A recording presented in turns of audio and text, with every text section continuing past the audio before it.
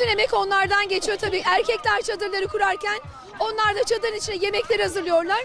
Gelen bütün misafirlere de buradan hazırladıkları pişileri ikram etmeye çalışıyorlar. Evet, en yaşlımıza gidelim ama en genci olsun bugün.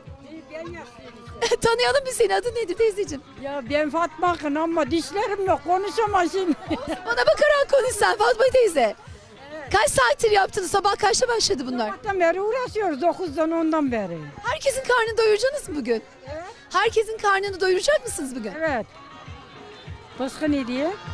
Bu sene 24.'sü yapılıyormuş. 24 yıldır bu işi yapar mısınız? Ya yapıyorlar da böyle bazen hazır yemek oluyor, bazen şey yapıyoruz, yapılıyor. Bu sene de böyle yaptınız. Ne diyelim, kolaylıklar dileyelim size, bereketli olsun. Sağ ol, sağ ol.